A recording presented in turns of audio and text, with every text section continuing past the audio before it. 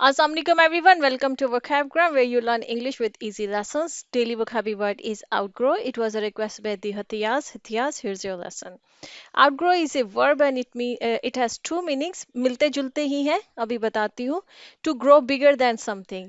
कोई चीज किसी दूसरी चीज से बड़ी हो जाए तो इसको आप कहेंगे कि ये आउटग्रो कर गई है. जैसे कि आपने दो प्लांट्स लगाए. एक प्लांट प्लांट ए कह लीजिए और प्लांट बी कह लीजिए. अब प्लांट ए जो है वो अगर प्लांट बी से बड़ा हो गया है तो आप कहेंगे कि प्लांट ए आउटग्रोज प्लांट बी या आउटग्रू प्लांट बी. ठीक है, वर्ब है ना ये, कि या तो वो आउटग्रो कर गया है मतलब उससे बड़ा हो गया है. अब मसला ये है कि हम उर्दू में जब या हिंदी में जब हम बोलते हैं तो हम हर जगह पे ये नहीं कहते कि बड़ा हो गया. हम समटाइम्स उसके लिए छोटा वर्ड भी यूज करते हैं जैसे, लेकिन इंग्लिश में हम उसके लिए आउटग्रो ही यूज करेंगे. इसीलिए मैं कहती हूँ कि वर्ड टू वर्ड ट्रांसलेशन आप कभी भी हिंदी या उर्दू से जो है ना वो इंग्लिश में नहीं कर सकते, क्योंकि बहुत से ऐसे मौके होते हैं जहाँ पे वर्ड टू वर्ड ट्रांसलेशन जो है वो पॉसिबल ही नहीं होती. जैसे अभी मैं एग्जांपल्स बताती हूँ.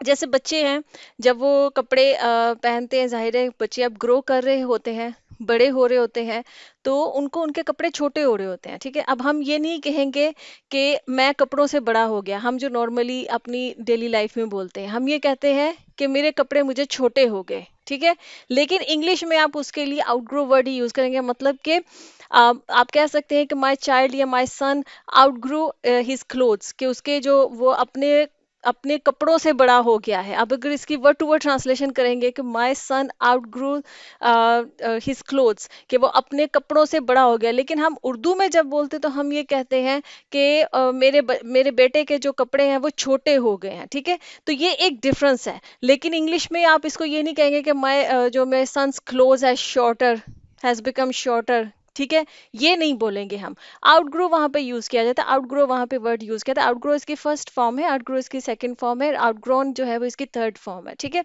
अब ये जैसे आपका जूता आपको छोटा हो गया. अब हम तो यही कहेंगे ना कि मेरा जूता मुझे छोटा हो गया. अब ये नहीं कहेंगे कि माई शू हैज बिकम शॉर्ट.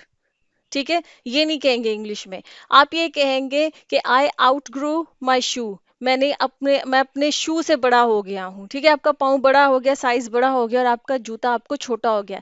ये एक मसला है जिसमें वर्ड टू वर्ड ट्रांसलेशन इसलिए कहते हैं कि हर दफा हर सिचुएशन में जब आप उर्दू या हिंदी से इंग्लिश बोलने की कोशिश कर रहे होते हैं तो वो वर्ड टू वर्ड ट्रांसलेशन नहीं की जा सकती है कुछ जगहों पर. ठीक है, जैसे इसमें एक और एग्जांपल है, कोई ऑफिस है, अब वहां पर एक छोटा ऑफिस बनाया हुआ है, आपने कोई कंपनी स्टार्ट की कुछ भी.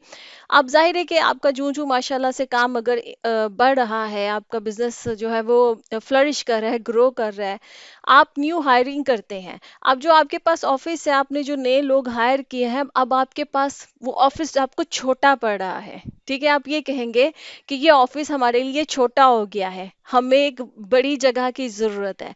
अब वहां पर आप ये कहेंगे कि माई ऑफिस आउटग्रू अस या my company outgrow this office, कि ये जो ऑफिस है मेरी कंपनी इससे बड़ी हो गई है. We need a new place, a bigger place, कि हमें एक नई जगह चाहिए, एक बड़ी जगह चाहिए. ठीक है, तो ये इसकी थोड़ी सी आप समझ लीजिए कि वर्ड टू वर्ड ट्रांसलेशन होगी. अंग्रेज इसको इस तरह से कहेंगे कि वो चीज़ इससे बड़ी हो गई है, हम कहते हैं कि वो चीज़ छोटी हो गई. ये सेंस है एक बात करने की. ठीक है, इसी तरह से इसका जो सेकेंड मीनिंग है to become more mature.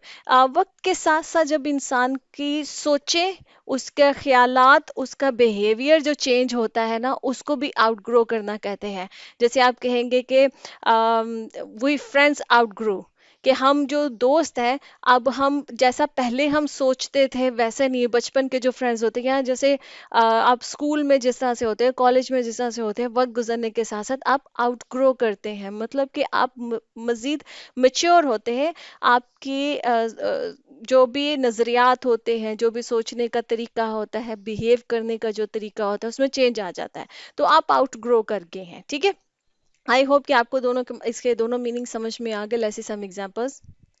Our first example is I think I'm gaining weight. I outgrew my all my dresses, कि मेरा ख्याल है कि मैं मोटी हो रही हूँ या हो रहा हूँ। I out grew all my dresses, कि मेरे तमाम जो ड्रेसेस हैं वो छोटे हो गए हैं। अब उर्दू या हिंदी में तो हम यही बोलते हैं कि कपड़े छोटे हो गए हैं, लेकिन उसमें अंग्रेजी में इसको बोला जाता है कि मैं कपड़ों से बड़ा हो गया हूँ। I out grow all my dresses, कि मैं अपने कपड़ों से बड़ा हो गया हूँ, ठीक है, या हो गई हूँ। A second example is we outgrow this flat, need to find a new one, कि हम जो है ना, अब फैमिली है ना, अब बढ़ जाती है। एक छोटा फ्लैट होगा पहले, अब जाहिर है कि वक्त के साथ जब फैमिली बढ़ जाती है तो अब वो फ्लैट आपको छोटा पड़ रहा है, ठीक है। हम तो ये कहेंगे ना कि ये फ्लैट हमारे लिए अब छोटा हो गया है, लेकिन अंग्रेज इसको कहेंगे कि हम इस फ्लैट से बड़े हो गए हैं। तो वी आउटग्रो दिस फ्लैट, कि हम इस फ्लैट से बड़े हो गए हैं। अब हम हमारी ज़रूरतें जो रहने की हैं वो हमारी फैमिली के हिसाब से, नीड्स के हिसाब से ये पूरी नहीं होती है। इस वजह से need to find a new one, कि हमें अब एक नया ढूंढने की ज़रूरत है, एक बिगर वन ढूंढने की ज़रूरत है, ठीक है। A third example is I can believe you are still the same, did not outgrow.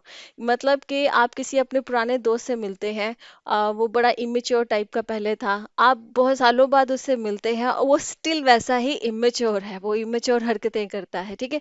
तो तब आप उसको कह सकते हैं कि मुझे यकीन नहीं आता कि तुम अभी भी वैसे ही हो, डिड नॉट आउटग्रो, के ज़रा भी मेच्योर नहीं हुए हो, तुम्हारे अंदर ज़रा भी पहले से मतलब तुम्हारे बिहेवियर में, तुम्हारी सोचों में कोई तरक्की नहीं हुई है, ठीक है।